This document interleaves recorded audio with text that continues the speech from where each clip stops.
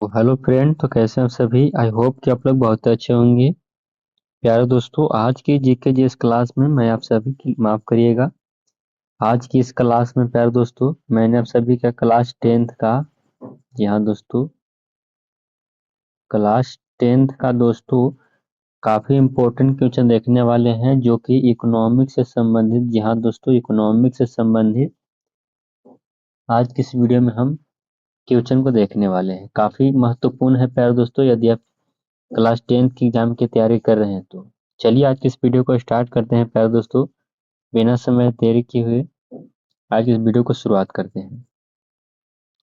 पहला number question है प्यारे दोस्तों, मानव विकास की दृष्टि से भारत के पड़ोसी देशों में किस देश की आर्थिक स्थिति सबसे बेहतर है। यहाँ दोस्तों भारत मानव विकास की दृष्टि से भारत के पड़ोसी देशों में से किस देश की राष्ट्रीय आय सबसे अच्छी है। तो प्यारे दोस्तों याद रखिएगा श्रीलंका की। ऑप्शन डी आपका राइट आंसर हो जाएंगे। अगले क्वेश्चन को बढ़ेंगे। दूसरा नंबर क्वेश्चन आप लोगों के सामने है दोस्तों, निम्नांकित में किस राज्य को एक पिछड़ा राज्य कहा जाता है। तो दोस्तों निम्नांकित में पिछड़ा राज्य जो कहा जाता है वो बिहार को कहा जाता है, याद रखिएगा। ऑप्शन डी आपका राइट आंसर हो जाएंगे। अगले क्वेश्चन को बढ़ेंगे हम लोग। 3 नंबर क्वेश्चन आप लोगों के सामने है, अर्थव्यवस्थाओं के मुख्य प्रकार हैं। यहाँ दोस्तों अर्थव्यवस्था के मुख्य प्रकार कै गो है, तो याद रखिएगा प्यारे दोस्तों अर्थव्यवस्था के मुख्य प्रकार 3 है, याद रखिएगा 3। अगले प्रश्न को बढ़ेंगे हम लोग। अगला नंबर क्वेश्चन आप लोग देख सकते हैं। अगला नंबर क्वेश्चन है, इनमें से कौन से देश में सामाजिक अर्थव्यवस्था है। यहाँ दोस्तों इनमें से कौन से देश में सामाजिक अर्थव्यवस्था है। तो सही उत्तर रूस हो जाएंगे प्यारे दोस्तों, माफ करिएगा रूस। यदि ऑप्शन बी आपका राइट आंसर हो जाएगा। अगले क्वेश्चन को बढ़ेंगे प्यारे दोस्तों। 5 नंबर क्वेश्चन आप लोगों के सामने है, सम्यक विकास की प्रक्रिया संबंधित है। यहाँ दोस्तों सम्यक विकास की प्रक्रिया किससे संबंधित है। तो दोस्तों सही उत्तर हो जाएगा आपका राइट आंसर सभी वर्ग से संबंधित है। ऑप्शन सी आपका राइट आंसर हो जाएंगे। अगले क्वेश्चन को बढ़ेंगे प्यारे दोस्तों। अगले नंबर क्वेश्चन को क्या कहता है उसको देखेंगे। 6 नंबर क्वेश्चन आप लोग के सामने है दोस्तों। 6 नंबर क्वेश्चन कहता है, भारत में नीति आयोग की स्थापना कब हुई थी। तो दोस्तों भारत में नीति आयोग की स्थापना जो हुआ था दोस्तों वो 2015 ईस्वी में हुआ था, याद रखिएगा 2015 ईस्वी में। ऑप्शन डी आपका राइट आंसर हो जाएगा। 7 नंबर क्वेश्चन आप लोगों के सामने है दोस्तों, इनमें से कौन आर्थिक क्रिया नहीं है। ध्यान दोस्तों इनमें से कौन जो है वह आर्थिक क्रिया नहीं है। तो दोस्तों सही उत्तर हो जाएगा बीमा आर्थिक क्रिया नहीं है, याद रखिएगा बीमा। ऑप्शन सी आपका राइट आंसर हो जाएंगे। अगले प्रश्न को बढ़ेंगे। 8 नंबर क्वेश्चन आप लोगों के सामने है दोस्तों, किस क्षेत्र को तृतीय क्षेत्र कहा जाता है। ध्यान दोस्तों बहुत ही बढ़िया क्वेश्चन। किस क्षेत्र को तृतीय क्षेत्र कहा जाता है। तो दोस्तों सेवा क्षेत्र को तृतीय क्षेत्र कहते हैं। हाँ दोस्तों याद रखिएगा सेवा क्षेत्र को तृतीय क्षेत्र कहा जाता है। अगले प्रश्न को बढ़ेंगे हम लोग। 9 नंबर क्वेश्चन आप लोगों के सामने है दोस्तों, भारत की आर्थिक व्यवस्था है। यहाँ दोस्तों भारत की आर्थिक व्यवस्था कैसा है। तो दोस्तों याद रखिए कि भारत की आर्थिक व्यवस्था जो है वो मिश्रित अर्थव्यवस्था है। ऑप्शन सी आपका सही उत्तर हो जाएंगे। अगले प्रश्न को देखेंगे। 10 नंबर क्वेश्चन आप लोगों के सामने है दोस्तों। 10 नंबर क्वेश्चन क्या कहता है, इनमें कौन से देश की मिश्रित अर्थव्यवस्था है। तो दोस्तों अभी हम लोग पढ़े कि भारत देश में जो है सो मिश्रित अर्थव्यवस्था है। सही उत्तर भारत हो जाएगा। ऑप्शन सी आपका राइट आंसर। अगले प्रश्न को देखेंगे। 11 नंबर क्वेश्चन आप लोगों के सामने है दोस्तों, इनमें से कौन सा योजना आयोग के पदेन अध्यक्ष होते हैं। तो दोस्तों योजना आयोग के पदेन अध्यक्ष जो होते हैं वो होते हैं प्यारे दोस्तों, योजना आयोग के पदेन अध्यक्ष प्रधानमंत्री होते हैं। ऑप्शन ए आपका राइट आंसर हो जाएगा। अगले क्वेश्चन को बढ़ेंगे प्यारे दोस्तों। 12 नंबर क्वेश्चन है, डेबिट कार्ड संबंधित है। यहाँ दोस्तों डेबिट कार्ड किससे संबंधित है। तो याद रखिएगा कि डेबिट कार्ड जो संबंधित है दोस्तों ये एटीएम प्रणाली से है, याद रखिएगा एटीएम प्रणाली, ऑप्शन ए आपका राइट आंसर हो जाएंगे। 13 नंबर क्वेश्चन आप लोग के सामने है दोस्तों, निम्नांकित में से कौन सा नवीकरणीय प्राकृतिक संसाधन है? तो दोस्तों नवीकरणीय प्राकृतिक संसाधन जो इनमें से है वो है भूमिगत जल, जहाँ दोस्तों भूमि का जल नवीकरणीय संसाधन के अंतर्गत आता है। अगले क्वेश्चन को बढ़ेंगे हम लोग। 14 नंबर क्वेश्चन आप लोगों के सामने है, भारत में योजना आयोग का गठन कब किया गया था? तो दोस्तों भारत में योजना आयोग का गठन जो किया गया था वो 15 मार्च 1950 ईस्वी को किया था, और काफी इंपॉर्टेंट क्वेश्चन है प्यारे दोस्तों। 15 मार्च 1950 ऑप्शन ए आपका राइट आंसर हो जाएगा। अगले क्वेश्चन को बढ़ेंगे। 15 नंबर क्वेश्चन है, बिहार में जीवन यापन का मुख्य साधन क्या है? तो दोस्तों बिहार में आप सभी लोग को पता ही है कि बिहार में जीवन यापन का मुख्य साधन जो है दोस्तों कृषि है, क्योंकि यहाँ के अधिकतर लोग जो है कृषि पर ही आधारित हैं। ऑप्शन ए आपका राइट आंसर हो जाएगा। अगले क्वेश्चन को बढ़ेंगे हम लोग। 16 नंबर क्वेश्चन आप लोगों के सामने है, देश में सब्जी के उत्पादन में बिहार का कौन सा स्थान है? तो दोस्तों सब्जी के उत्पादन में बिहार का स्थान जो है दोस्तों दूसरा स्थान है, याद रखिएगा दूसरा स्थान। ऑप्शन बी आपका राइट आंसर हो जाएगा। अगले क्वेश्चन को बढ़ेंगे। 17 नंबर क्वेश्चन आप लोगों के सामने है, भारत के पड़ोसी देशों में किस देश की प्रति व्यक्ति आय सबसे अधिक है? तो दोस्तों शायद ये क्वेश्चन दोबारा हो रहा है तो मैं इसको दोहराने के प्रयास नहीं करूंगा, इसका राइट आंसर बता देता हूँ, श्रीलंका है। अगले क्वेश्चन को बढ़ेंगे। 18 नंबर क्वेश्चन है, निम्नलिखित को प्राथमिक क्षेत्र भी कहा जाता है, तो किसको प्राथमिक क्षेत्र कहते हैं? तो याद रखिएगा प्यारे दोस्तों कृषि क्षेत्र को प्राथमिक क्षेत्र कहते हैं। ऑप्शन बी आपका सही उत्तर हो जाएंगे। अगले प्रश्न को बढ़ेंगे हम लोग। 19 नंबर क्वेश्चन है दोस्तों, जिस देश का राष्ट्रीय आय अधिक होता है वह देश क्या कहलाता है? तो दोस्तों जिस देश का राष्ट्रीय आय अधिक हो वह देश विकसित देश कहलाता है। ऑप्शन बी आपका राइट आंसर हो जाएंगे। अगले प्रश्न को देखेंगे। 20 नंबर क्वेश्चन आप लोग के सामने है दोस्तों, गरीबी कैंसर रोग की तरह है किसने कहा था? जहाँ दोस्तों गरीबी कैंसर रोग की तरह है किसने कहा था? तो दोस्तों अर्थशास्त्री कुजनेट कहे थे। ऑप्शन ए आपका राइट आंसर हो जाएगा। अगले क्वेश्चन को बढ़ेंगे प्यारे दोस्तों। 21 नंबर क्वेश्चन आप लोग के सामने है दोस्तों, किस क्षेत्र को द्वितीय क्षेत्र कहा जाता है? तो दोस्तों द्वितीय क्षेत्र जो कहा जाता है प्यारे दोस्तों उसको कहा जाता है उद्योग क्षेत्र को।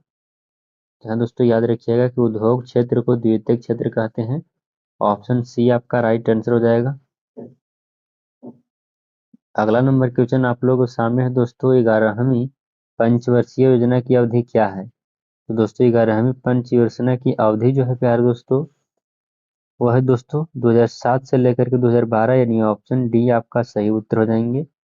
अगले क्वेश्चन को बढ़ेंगे प्यारे दोस्तों। 13 नंबर क्वेश्चन आप लोग के सामने है। 13 नंबर क्वेश्चन को देख सकते हैं। माफ करिएगा ये 23 नंबर क्वेश्चन होगा। जी हाँ, यहाँ पे थोड़ा सा मैं इसको सही कर देता हूँ। अभी थोड़ा सा यहाँ पे गलती है, यहाँ पे 2 होना चाहिए, 23 होना चाहिए। कोई बात नहीं, 23 ही है। चलिए अब लोग समझ सकते हैं कि 23 ही है। तो देखिए क्वेश्चन कहता है कि आर्थिक विकास का गैर आर्थिक कारक कौन है? तो दोस्तों गैर आर्थिक कारक जो है दोस्तों वो है आपका सामाजिक संस्थाएं, यानी ऑप्शन बी आपका राइट आंसर हो जाएंगे। अगले क्वेश्चन को बढ़ेंगे। 24 नंबर क्वेश्चन आप लोग के सामने है दोस्तों, जीवन की मुख्य भौतिक गुणवत्ता का सूचक है। तो दोस्तों जीवन की मुख्य भौतिक गुणवत्ता का जो सूचक है दोस्तों इनमें से सभी है, यानी ऑप्शन डी आपका सही उत्तर हो जाएंगे दोस्तों। अगले क्वेश्चन को बढ़ेंगे हम लोग। 25 नंबर क्वेश्चन आप लोगों के सामने है, अत्यधिक जनसंख्या वृद्धि से आर्थिक विकास की गति। तो दोस्तों अधिक जनसंख्या वृद्धि होने से आर्थिक विकास की स्थिति जो है प्यारे दोस्तों वो एक तरह का हो सकता है, एकदम मंद हो जाता है, एकदम धीमी हो जाता है कहिए। ऑप्शन सी आपका राइट आंसर हो जाएंगे। 26 नंबर क्वेश्चन आप लोग के सामने है। 26 नंबर क्वेश्चन क्या कहता है, एक अर्थव्यवस्था का सृजन होता है तो दोस्तों एक अर्थव्यवस्था का सृजन जो होता है दोस्तों, वो प्राकृतिक संसाधनों का, भौतिक संसाधनों का और मानवीय संसाधनों का, यानी इनमें से तीनों हो जाएगा, यानी ऑप्शन डी आपका राइट आंसर हो जाएंगे, ऑप्शन डी। अगले क्वेश्चन को बढ़ेंगे। 27 नंबर क्वेश्चन आप लोगों के सामने है दोस्तों, राष्ट्रीय विकास परिषद का गठन कब किया गया था? तो राष्ट्रीय विकास परिषद का गठन जो हुआ था प्यार दोस्तों, वो हुआ था 1952 ईस्वी में। याद रखिएगा 1952 ईस्वी में, ऑप्शन बी आपका राइट आंसर हो जाएगा। 28 नंबर क्वेश्चन आप लोग के सामने है दोस्तों। 28 नंबर क्वेश्चन क्या कहता है, किस अर्थव्यवस्था में उत्पादन के साधनों पर किसी व्यक्ति या निजी संस्था का अधिकार रहता है? तो दोस्तों निजी व्यक्ति और निजी संस्था का अधिकार जो रहता है दोस्तों, जी हाँ देखिए, निजी संस्था का जो अधिकार होता है प्यार दोस्तों, आपका सही उत्तर हो जाएंगे, यानी पूंजीपति अर्थव्यवस्था में, यानी ऑप्शन ए आपका राइट आंसर। 29 नंबर क्वेश्चन आप लोगों के सामने है प्यारे बच्चों, भारत की प्रथम पंचवर्षीय योजना का कार्यकाल क्या है? तो दोस्तों भारत की प्रथम पंचवर्षीय योजना की जो कार्यकाल है प्यारे दोस्तों, वो प्रथम पंचवर्षीय योजना जो हुआ था 1951 से लेकर के 56 हुआ था, यानी ऑप्शन बी आपका सही उत्तर हो जाएंगे। अगले प्रश्न को देखेंगे हम लोग। 30 नंबर क्वेश्चन आप लोग के सामने है दोस्तों, एक समाजवादी अर्थव्यवस्था में सर्वाधिक बल दिया जाता है, किस पर सर्वाधिक बल दिया जाता है? तो प्यारे दोस्तों सही उत्तर रहेगा लोक कल्याण पर, ऑप्शन डी आपका राइट आंसर हो जाएंगे। अगले प्रश्न को बढ़ेंगे। 31 नंबर क्वेश्चन आप लोगों के सामने है दोस्तों, निम्नलिखित में कौन मिश्रित अर्थव्यवस्था की विशेषता है? तो दोस्तों मिश्रित अर्थव्यवस्था की जो विशेषता है दोस्तों, वो निजी क्षेत्र और सार्वजनिक क्षेत्र यानी दोनों है, यानी ऑप्शन सी आपका राइट आंसर हो जाएंगे। अगला क्वेश्चन देखेंगे। 32 नंबर क्वेश्चन है, बिहार एक राज्य है? तो दोस्तों बिहार एक राज्य है, कृषि प्रधान है, याद रखिएगा, क्योंकि यहाँ के लोग अधिकतर जो है वो खेती पर ही आधारित होते हैं, ऑप्शन डी आपका राइट आंसर हो जाएगा। 33 नंबर क्वेश्चन आप लोगों के सामने है दोस्तों, स्वतंत्रता प्राप्ति के बाद भारत का मुख्य आर्थिक उद्देश्य क्या है? तो स्वतंत्रता प्राप्ति के बाद भारत का जो मुख्य आर्थिक उद्देश्य था, वो तीव्र आर्थिक विकास, उत्पादन, उत्पादक रोजगार सृजन या निर्धनता निवारण, यानी इनमें से सभी हो जाएंगे, ऑप्शन डी आपका सही जवाब हो जाएगा। अगले क्वेश्चन को बढ़ेंगे हम लोग। अगला नंबर क्वेश्चन क्या कहता है दोस्तों, अगला नंबर क्वेश्चन को देखेंगे हम लोग। अगला नंबर प्रश्न है, बिहार के आर्थिक पिछड़ेपन का प्रमुख कारण क्या है? तो दोस्तों बिहार के पिछड़ा होने का मुख्य कारण जो है जनसंख्या में वृद्धि, कृषि पर अत्यधिक जनभार और बाढ़ और सूखा का प्रकोप, यानी ऑप्शन डी आपका सही उत्तर हो जाएगा। इनमें से सभी, इन सभी कारकों के कारण जो है बिहार पिछड़ राज्यों में गिना जाता है। 35 नंबर क्वेश्चन आप लोगों के सामने है दोस्तों, आर्थिक विकास की माप के लिए सबसे उपयुक्त सूचकांक क्या है? तो दोस्तों आर्थिक विकास की माप के लिए सबसे उपयुक्त सूचकांक है वो प्रति व्यक्ति आय होता है, ऑप्शन बी आपका सही उत्तर हो जाएंगे। अगले क्वेश्चन को बढ़ेंगे। 36 नंबर क्वेश्चन आप लोगों के सामने है दोस्तों, बिहार के जमशेदपुर में लोहा एवं इस्पात कारखाने की स्थापना कब हुई थी? तो दोस्तों बिहार के जमशेदपुर में लोहा एवं इस्पात कारखाने की जो स्थापना हुआ था प्यार दोस्तों, वो हुआ था सन 1907 ईस्वी में, याद रखिएगा 1907 ईस्वी में, ऑप्शन सी आपका सही उत्तर हो जाएंगे। 37 नंबर क्वेश्चन आप लोगों के सामने है दोस्तों, निम्नांकित में कौन सा देश विकसित अर्थव्यवस्था का उदाहरण है?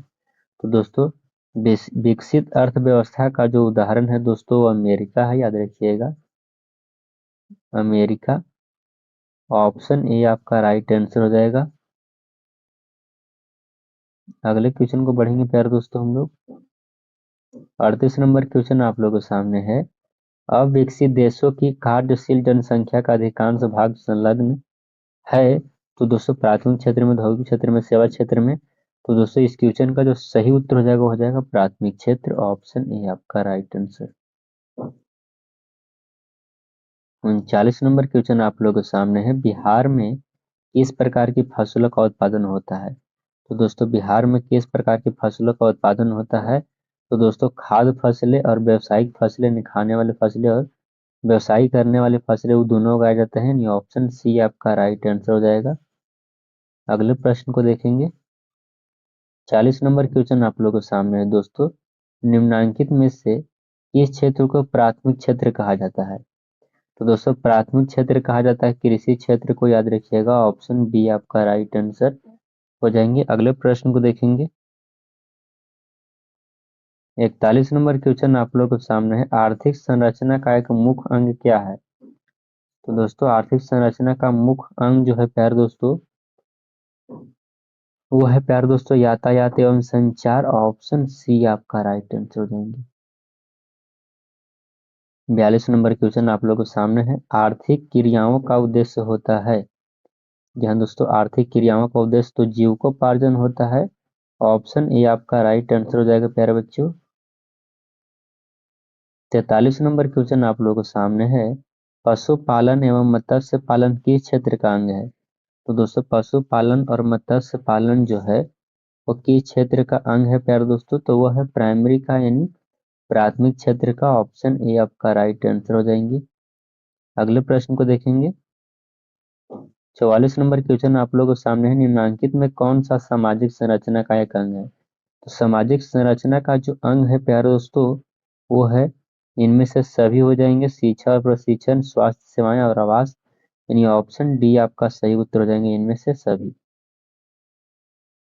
45 नंबर क्वेश्चन आप लोगों के सामने है दोस्तों। सामान्यतः किसी देश के विकास का स्तर किस आधार पर निर्धारित किया जाता है? तो दोस्तों विकास का स्तर जो निर्धारित किया जाता है किसी भी देश के, वो प्रति व्यक्ति आय, साक्षरता दर और स्वास्थ्य की स्थिति, इन सभी पर, यानी ऑप्शन डी आपका राइट आंसर हो जाएगा। अगले प्रश्न को पढ़ेंगे। 46 नंबर क्वेश्चन आप लोग सामने है। निम्नलिखित में किस क्षेत्र को प्राथमिक क्षेत्र कहा जाता है? तो दोस्तों ये तो कई बार क्वेश्चन है। प्राथमिक क्षेत्र किसको? तो कृषि को कहते हैं। ऑप्शन बी आपका सही जवाब हो जाएगा। 47 नंबर क्वेश्चन आप लोग के सामने दोस्तों। विश्व पर्यावरण एवं विकास आयोग की स्थापना हुई थी। दोस्तों विश्व पर्यावरण एवं विकास आयोग की स्थापना जो हुआ था प्यारे दोस्तों, वो हुआ था 1983 ईस्वी में, याद रखिएगा 1983 ईस्वी में। ऑप्शन बी आपका सही उत्तर हो जाएंगे। अगले क्वेश्चन को बढ़ेंगे प्यारे दोस्तों। आर्थिक समृद्धि का संबंध है। आर्थिक समृद्धि का संबंध जो है दोस्तों वो दीर्घकाल से है, याद रखिएगा दीर्घकाल से। ऑप्शन बी आपका सही उत्तर हो जाएंगे। अगले प्रश्न को देखेंगे। माफ करिएगा प्यारे दोस्तों, इस वीडियो में केवल 48 प्रश्न ही थे। तो वीडियो कैसा लगा? उम्मीद करता हूँ वीडियो आपको बहुत काफी अच्छा लगा होगा। तो वीडियो को एक लाइक कर दीजिए। चैनल पर नए हैं तो चैनल को सब्सक्राइब जरूर कर लीजिएगा। जी हाँ दोस्तों, आप लोग सब्सक्राइब नहीं करते हैं, चैनल को सब्सक्राइब कर लीजिए। और दोस्तों के पास एवं रिश्तेदारों के पास वीडियो को शेयर जरूर कर दीजिए। यहाँ तक देखने के लिए आपका बहुत बहुत धन्यवाद प्यारे दोस्तों। चलिए मिलते हैं अगली वीडियो में, तब तक के लिए जय हिंद प्यारे साथियों।